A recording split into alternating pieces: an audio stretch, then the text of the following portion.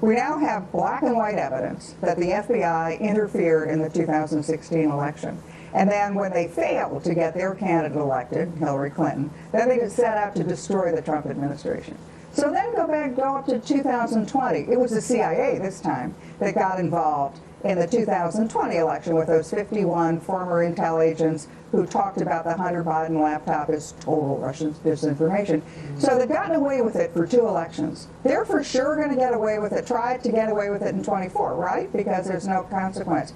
The difference is in 2024, the evidence is there. We now have the Durham investigation, we have all the congressional investigations. There is now hard evidence that there was election interference by the U.S. intelligence agencies and the Department of Justice. They've got to be terrified, those individuals have to be terrified that a Republican president comes in the 2024 election with a Republican attorney general, investigates them and charges them all with the crimes they've committed over the last 8 years.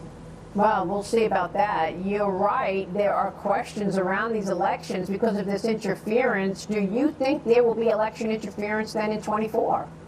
Take it to the bank. They will absolutely interfere in 2024. We're not sure how, but they will absolutely interfere, not only because they're not going to like whoever the Republican candidate is, but because they're going to protect their own hides. That's why they were talking to their own people, and the whistleblowers that brought this up, that they were told, don't put anything on paper, just tell us orally. They knew that they were doing stuff wrong. They knew that they were going to be liable for prosecution.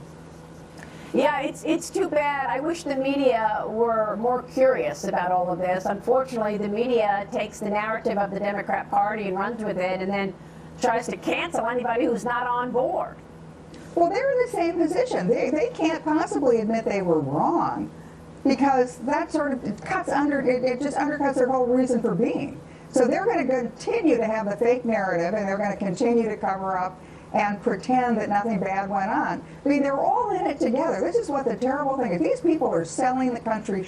They're just selling us out. Not only to foreign leaders, but they're interfering in our elections. They're tearing up the Constitution. Why? Because they want to protect their jobs. They want to protect their ratings. It just is. I never thought I would be this upset about how anybody in the government was performing, but this is just a gut punch to the American people. It really is, and it's because you're a patriot and you don't want to see this kind of injustice. I agree with you. KT, it's good to see you. Thank you.